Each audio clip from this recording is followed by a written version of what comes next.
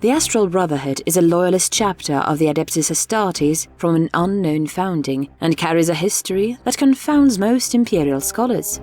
While it is not unusual for chapters of Space Marines to be lacking mention in Imperial records, the Astral Brotherhood is based upon the forge world of Luxor, a planet which had no mentions of an Astartes chapter even 150 years before the chapter first entered records.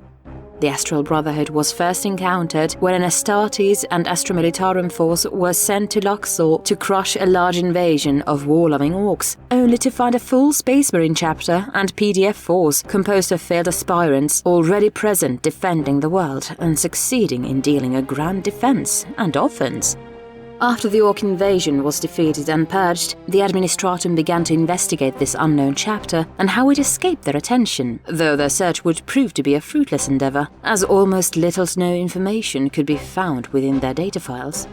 The clerks of the Imperium's paperwork were unsure which first founding legion the chapter was descended from, but ultimately concluded that they had to be descendants of the Iron Hands, due to their habit of replacing limbs with bionics and the fact that many Tech Marines traditionally also serve the role of chaplain.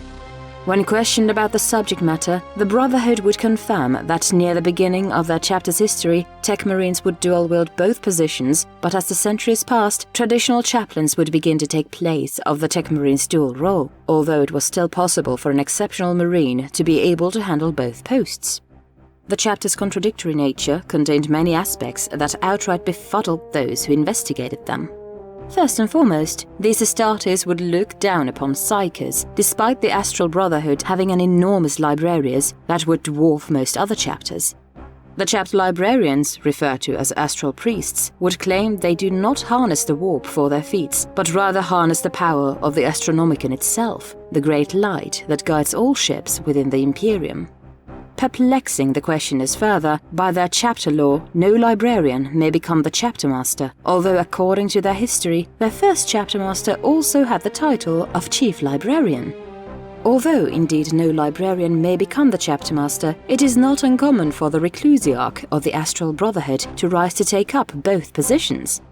The chapter fervently believes in the Emperor as the ultimate savior or redeemer of humanity, and also holds a special place as well for their forgotten Primarch, whom they refer to as the son who died for them, despite what little knowledge they can say about him.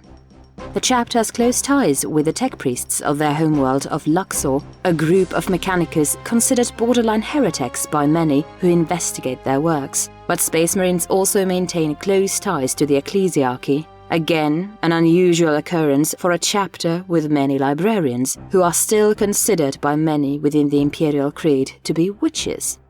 In defense against such things by the most radical persecutors, the chapter holds that the Solar Priest, a bright but mysterious figure of legend, is an incarnation of Malcador and reveres him as well, holding his trinity to be a key part of their culture. In truth, many onlookers would find the chapter so paradoxical that many would choose to move on to other important matters. Regardless of their history, the chapter has proven to be a valuable force for the Imperium, fighting the alien, the heretic, and the mutant, but differs slightly from their allies in the ecclesiarchy for the former, differentiating between abhuman strains and other forms of cursed mutations, declaring the former ordained by the Emperor's will in order to be able to survive and adapt in a galaxy that actively tries to rid itself of the human race. Luxor supports a slightly larger abhuman population than other planets would allow, following the chapter's beliefs that humanity refuses to bend the knee to death without a fight, and those who survived the Age of Strife are offered a safer haven than most other Imperial planets, even if for a short time.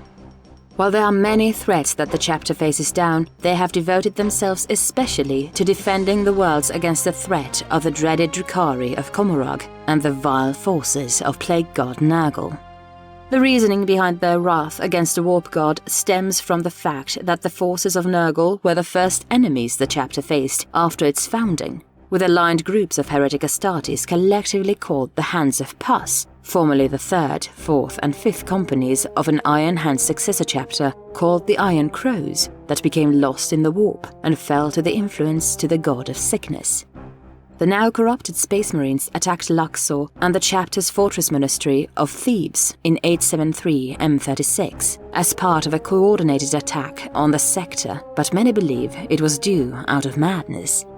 The Astral Brotherhood was able to repel the warband attack upon their world, but this came at the cost of the Captain Cyril of the Third Company, who gave his life to defeat the warband's champion Toxionis, along with 13 other battle brothers and an astral priest and many of their planet's guard regiment.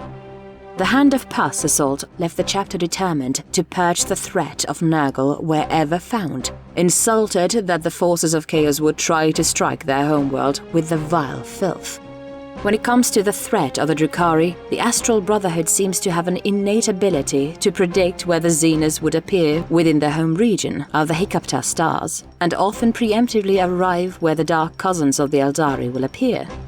Presumably, this is connected to the Astral Priests and their supposed connection to the Astronomicon, claiming seemingly the ability to sense dim glints within its light for when the forces of Drukhari use their webway, though this does not always mean they always arrive in the nick of time.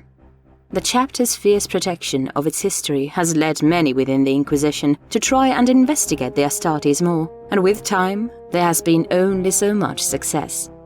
In an effort to quell further questions, the chapter master tasked Magus Rami from the Forge World to consult with the Lord Inquisitor Remlace of the Ordo Theoreticus, and after hours in discussion, has agreed to pass along classified information on the condition it is not shared outside the Ordo. See attached file for Vox recording. Vox recording started. Re-recorded by Interrogator Naerina. Greetings, Lord Inquisitor Remlace and Interrogator Naerina. On behalf of the Lord Chaptermaster, I am sharing this information with you in the hopes of finding an ally in the Inquisition for the Astral Brotherhood, as the investigations are growing more frequent. While many seem to assume the chapter is descended from the Iron Hands, in truth, there is a much darker aspect that has remained hidden on behalf of the Mechanicus, for these are not sons of the Gorgon at all. In truth, the chapter's history goes back to the dark days of the Horus Heresy, and their fall to damnation began within the 15th Legion, the Thousand Sons. Their history states that first captain of the Thousand Sons Legion, by the name of Ahriman, had cast a sorcerer's spell dubbed the Rubric, and all but few within the Traitor Legion remained unchanged, and those that weren't were either tasked by the first captain or the Primarch Magnus the Red with finding an answer to this newly created curse. During the tail end of M36, leading a small warband of Thousand Sons was a sorcerer named Alexaneros, and during the long-established reverse rubric search through warp space, began to hear a voice calling to them, a voice that seemed familiar to their senses. As they followed the voice through the Eye of Terror, the fallen Astartes encountered a group of word-bearers who, despite following Lorgar into damnation and fighting against the Imperium, still believed that the Emperor was a god and mentioned a place in the warp they believed he manifested his great power despite being far away on Terra. Alexaneros sought out this site that the fanatic word-bearer spoke of and found what was calling to them upon a cracked, pale moon from deep within. A shard of Magnus, untouched by the Crimson King, that had hidden itself in the warp. A large gleaming ruby crystal was pulled from the scar of the moon, some believing that the shard itself falling upon causing such a wound and brought it back to their ship, Pyramid of the Lost. Once Alexaneros and his fellow sorcerers began to gather around the warp crystal, believing that if anything they could draw more power from within it, but were taken aback as the object was shown with a blinding light. This was no warp crystal, but a shard of Magnus left untouched by the Crimson King and had hidden itself in the warp from his fallen hole. The Crimson Crystal spoke to them with 3 different voices at once. It told them that they still had a chance for redemption, that it did not want them to be against the Emperor and would perform one final duty for its sons. With a blinding light, the crystal seemingly shattered itself in a hurricane of warp energies, but the Marines could sense more than one presence all around them, its energy surging throughout the Pyramid of the Lost. When the red light subsided, the Thousand Sons ship was not only outside the warp, but appeared to be out of the Eye of Terror itself and back into real space. But the greatest shock of all left them speechless. The rubric spell had been reversed on the Marines that had become golems in the basic sense and had their flesh restored. The fear of the flesh change was all but gone from their mind as they felt the very touch of their father. The Marines would drift through real space for days, discussing their next plan of action when they would receive a distress call from the nearest planet going by the name of Luxor. The world was under attack by Drakari raiders, and Alexandros would come to its defense, believing that this must have been what the crystal had spoken of, if just the tipping point. After a lengthy skirmish in driving the Zenus off Luxor, the Thousand Sons were to meet the Archmagus Mena, who asked who the Astartes were and their allegiance. Alexandros attempted to deceive the Archmagus so they could not fall under any imperial eyes, yet they were for naught, and the Marines were forced to tell the truth when the Magus started asking more cryptic questions and threatening for the Mechanicus planetary cannons to take aim at the Pyramid of the Lost. What would happen next would shock the Marines, for Mena did not denounce them as evil or traitors, but instead revealed that he had had a vision of the Omnisire days before the Xeno attack, hinting that a collection of lost sons would return to the Imperium, and he was essential in aiding them. The Archmagus Mena would offer his Forge World to the Marines as a place of sanctuary, the beginning of Luxor as a chapter world, in exchange for their might to be used in the defense of the planet and its many technologies. The Thousand Sons would then be stunned when the Archmagus boldly stated that Astartes could return to fighting strength within several decades, at the very least, take less than a century or so. Alexandros would be led to the inner forges that Mena housed the much more secretive workings that he had hidden away. Luxor had been housing Archotech away since before Horus's rebellion, cloning technology that the less informed in the Mechanicus would view with disdain due to their lack of understanding and fully appreciate. Mena would begin cloning the gene seed of the Thousand Sons and turn to an ally far away on Mars in secret for assistance in the process, the ally in question being one Belisarius Call. The process of cloning the often unstable psychic gene seed of the Thousand Sons did indeed take a long period of time, 75 years to be exact. During that time, the Space Marines would keep themselves out of sight upon the planet and keeping the Pyramid of the Lost docked secretly in one of the Mechanicus' ports, removing the old icons they bore upon it, lest some fanatic Imperial agent gaze upon it and summon the wrath of terror upon them. The inevitable yet somber moment would come that the Astartes would agree that they could no longer safely bear the colors of the Thousand Sons and would don a softer set of colors for a new era, for their lives, for the Imperium, renaming themselves into the Astral Brotherhood. It would be at that moment that a sudden turn of events would change inner workings and beliefs of the newly christened chapter. One morning, Alexandros, the official chapter master, after learning of the existence of the Codex Astartes, awoke to find that he could no longer see. He was now blind, but his psycho abilities still allowed him to quote-unquote see in a much brighter, blinding way that the astropaths described their sight. It would not only be Alexandros, but the rest of the former librarians and sorcerers had lost their physical sight as well, all being replaced with this bright blindness. Not long after this, those that had their sight taken away began to hear voices from the heavens deep within the warp towards the ever-glowing light of the Astronomicon. After several council meetings, the Space Marines came to revelation that the voices that they heard were the voices of the Crystal Shard of Magnus, the grand and wise echo of the Emperor, and the very legion voice of the Astronomicon itself.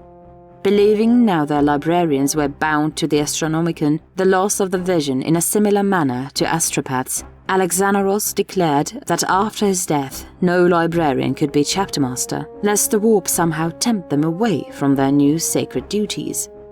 After many decades of waiting, Archmagus Mena had kept his promise. Enough gene seed had been cloned for roughly 2,000 Astartes for the foreseeable future. While it was decided to start rebuilding the numbers from Luxor's youth the old-fashioned way, the Magos wanted to create one more batch of gene seed, but this time see if he could make sure that it was as pure as it could be.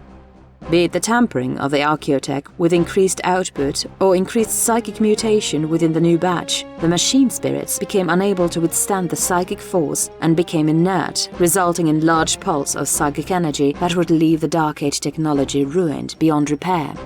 Although the loss of the archaeotech greatly upset the Archmagus, he took interest in the quote-unquote heightened gene seed and sought to implant them with aspirants as soon as possible. Chapter Master Alexandros did not like the idea of his brother's precious genetic lineage becoming an experiment. He could not deny that Mena had indeed kept his promise to them and would allow the heightened gene seed to be implanted into youths in training, picked from the strongest that Luxor could provide, while the rest of the genetic stock to be sealed away for safekeeping, ensuring a future for the Astral Brotherhood. With the future secure, the Astral Brotherhood would begin venturing out from Luxor and performing the duties of Space Marines. The rains of blood left the galaxy open to further rebellion outbreaks and Xeno invasion, making the Astartes mission clear as day. Wars were fought, campaigns were joined, and worlds returned safely, if damaged, into Imperial hands. Many within the chapter would speak of this time as legend, forging their history as a new brotherhood with heroes and deeds.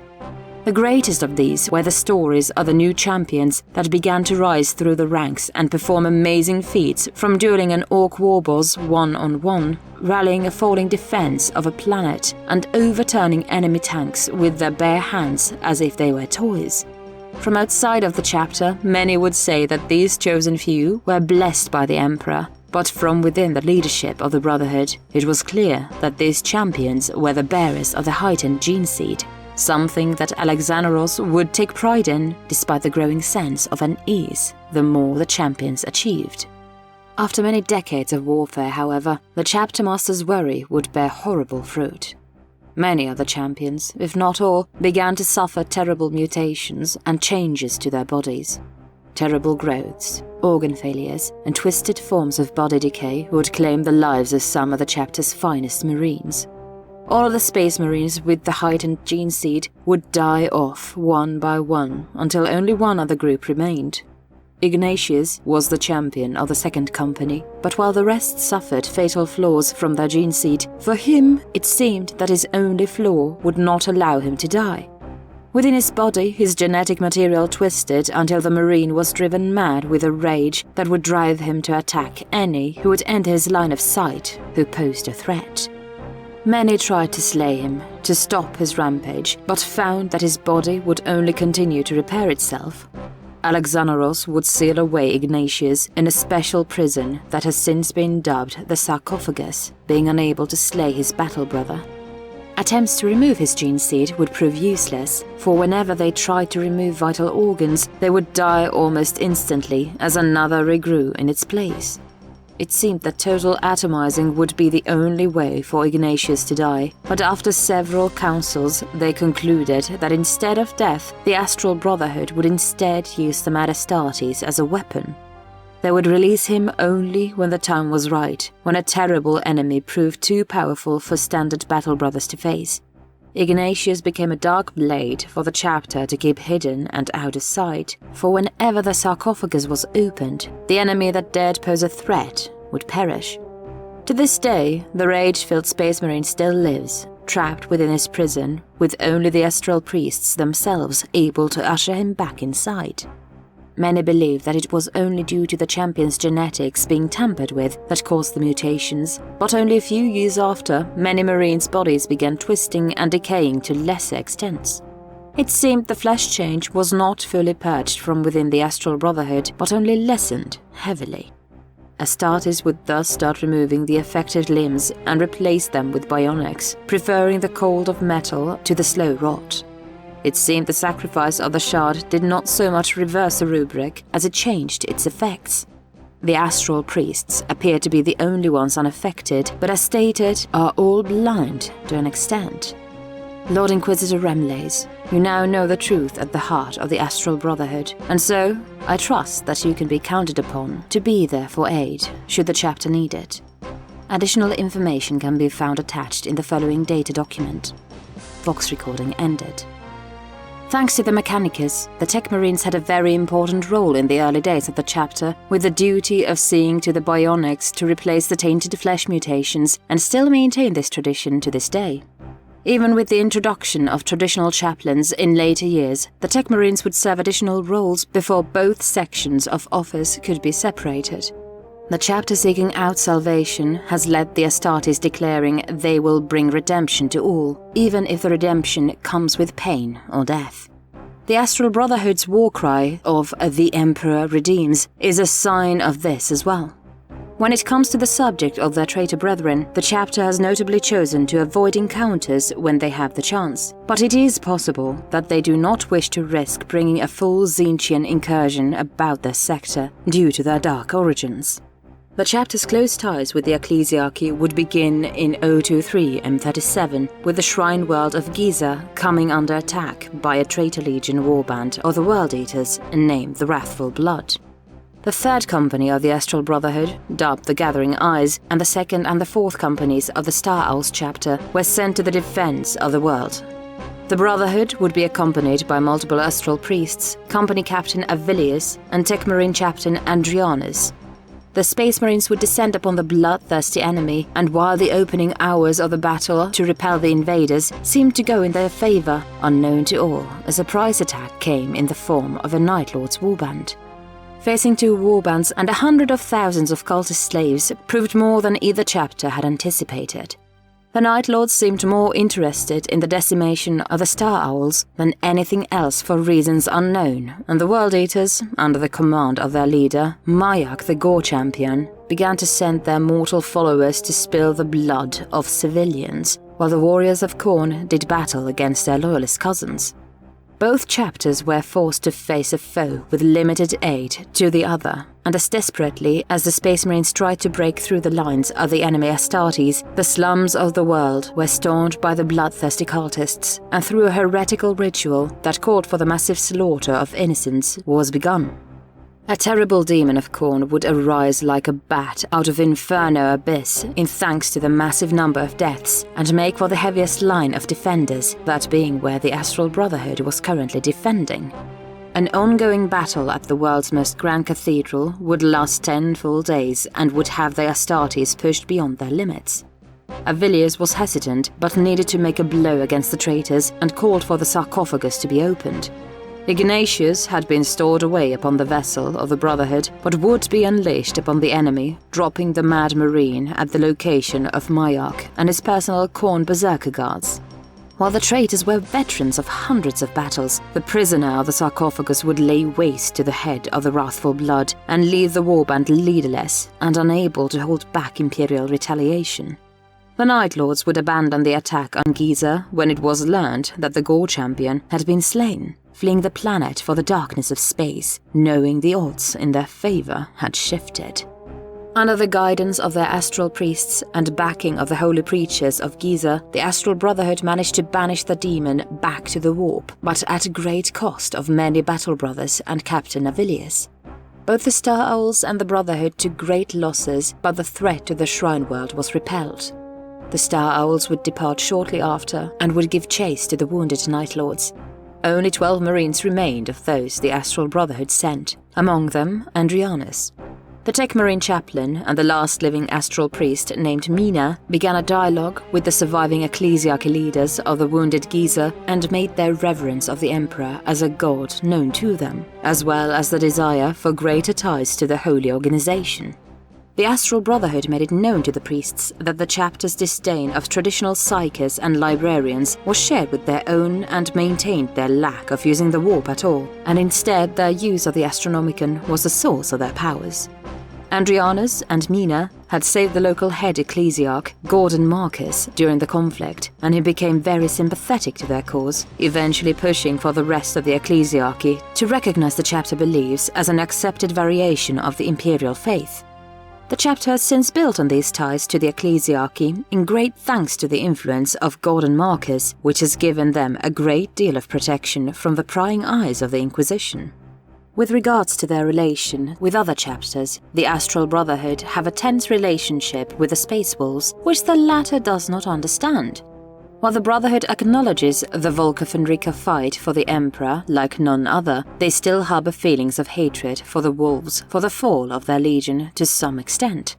This has made them reluctant to fight alongside the first founding chapter, despite their groups having many similarities, but this has simply been written off by many being due to the Brotherhood's ties to the ecclesiarchy and finding the chapter wanting. If there is one chapter that the Astral Brotherhood has unusual ties with, then it would be the Black Templars and their martial prowess. The Sons of Dawn view the Brotherhood with suspicion, but the Brotherhood's disdain of traditional psykers and insistence on their connection to the Astronomicon has allowed several campaigns of victory to be shared by their respected chapters. The utter devotion to the Emperor as a god has made some Crusaders willing to fight alongside them as true cousins despite their offshoot beliefs and culture. In the later years of 868 M41, the chapter would begin to actively seek out the tomb worlds of the ancient xeno-race of the Necrons alongside the forces of the Mechanicus. The reasons were seemingly unclear, but many call for aid from campaigns of war were amazingly ignored, but multiple far-off Imperial worlds that had an unknown Necron presence were secured and dealt with.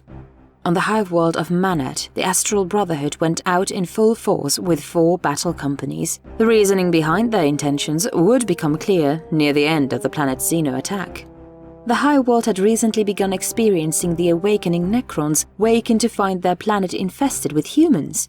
The Brotherhood appeared to save the quintillions of residents from destruction, but in truth, the numbers were much smaller than that. In actuality, the chapter had a secondary goal that the people of Manat and many Battle Brothers would pay for. The Astral Brotherhood was on the acquisition of Blackstone at any cost, one that was perhaps too high. To say the battle was anything less than a slaughter would be to understate how drastic the situation was. From quintillions to low trillions did the population fall, and still some documents record that it might have been lower. Due to the secondary mission seeming to eclipse their true duty, the Necrons would lay waste to many important Imperial fortifications and structures. With their forces split up and tackling the Xenos within their awakening structures, the Space Marines would face loss after losing precious gene seed and lives for the very building blocks of the Necrons' most precious structures.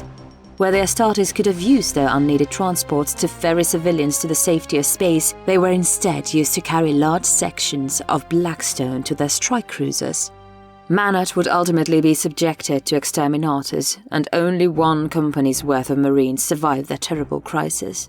Many within the Brotherhood would claim that they had failed the Emperor's divine order of being protectors of the Imperium. However, they succeeded in their mission and quickly brought the Blackstone back to Luxor. With such a large quantity of the Xeno material, the remaining Astral Priests, Tech Marines and their Mechanicus allies immediately set to work constructing their secret project to secure the Hiccup-Tar stars.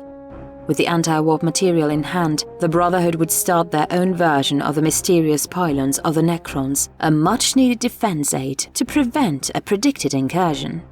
For years, the Astral Priests had begun detecting the beginnings of a chaos incursion into the Hiccup-Tar stars by small forces belonging to Siege. And to make matters worse, it was believed that these were scouting parties being ordered personally by Azek Ahriman. The chapter thus desired Blackstone as a means to protect against and fend off their wayward brethren, but they were unprepared for the cost. The sheer force of the Necrons on Manat proved to be far worse than the chapter anticipated, and they were forced to bear terrible losses for such a defense. The Manat purge was less than bittersweet and was won at a great cost, but the chapter knew that Ahriman and perhaps even Magnus were now aware of them. The Brotherhood would slowly rebuild over the next century, but another conflict would ultimately flare up in 976 M41 when various Death Guard warbands began to invade the Hiccup-Tar stars. Plague Marines numbering in the thousands and Pox cultists in the millions would launch attack after attack on the refreshed chapter, but it would become clear that aid would be needed. As the Astral Brotherhood fought bravely and managed to hold off the invaders as they neared their homeworld, the ships of the Silver Skulls and Heralds of Gilliman chapter Space Marines would transfer into their system. Luxor was already under siege. Their fellow Astartes began to strike the enemy ships, but a terrible omen had landed upon the Forge world in the shape of a corrupted, warlord-class titan that was under the possession of a greater demon of Nurgle. Rusted Ruin was the title of the blasphemous machine of the forces of chaos, and with its terrible guns, it would rain destruction down upon many foundries while cultists and zombies flooded the streets. But the Brotherhood would be pushed back towards their fortress ministry. The sickening and tainted weaponry of Rusted Ruin proved to be the most hazardous. Its radioactive guns punching into the metal and bedrock of the defenses left many Space Marines dead and their gene seed unusable. High-powered energy lasers were fired from multiple Mechanicus defenses, but the key to slaying the corrupted Titan came when several tech priests opened the molten steel and lava channels to spill out and above onto the city streets, where the bulk of the enemy was currently.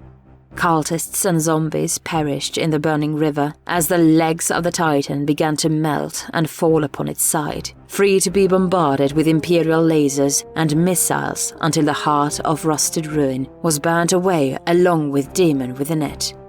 The Plague Marines would be hunted and purged over the course of several months by the forces of the 3 Space Marine chapters. Luxor was saved and would rise again, but the Astral Brotherhood would be reduced to only 3 companies at the very end. What was just as bad, or worse, was that the attack upon the Fortress Monastery by Rusted Ruin had damaged their gene seed reserves with its radioactive guns, putting the future of the chapter in doubt. Within the command structure of the Astral Brotherhood, it was discussed how the warbands of the Plague God knew when to attack, when the Hiccup Spires, the Imperial's own anti-warp Blackstone creations, were almost completed. Though they did not wish to consider it, some concluded that Ahriman himself may have baited the forces of the Death Guard into attacking, weakening the defenses for some future incursion. The attack upon their homeworld, the vast losses of life, and ruined gene seed left the Astartes focusing upon repairs to their planet and spires as the Silver Skulls and Heralds of Gilliman remained in system, lest they were needed. Salvation for the Astral Brotherhood would come with the return of Primarch Gilliman and the introduction of Primaris Marines. The Archmagus Belisarius Cole had been consulted before regarding the chapter's gene seed and had used the opportunity to create Primaris Marines for the chapter. While reluctant at first to accept these new brothers who diverged from the Emperor's design, the Astral priests and chaplains forced the acceptance due to the chapter being in desperate need for new aspirants. With their future now secured and final completion of Hiccup Spires, the chapter has begun reaching out to various other chapters and organizations to build new ties. Perhaps they are not in fear of an investigation after all, but are seeking allies for a future action. That remains to be seen, but could be related to the looming threat of the Thousand Sons returning for their lost kin.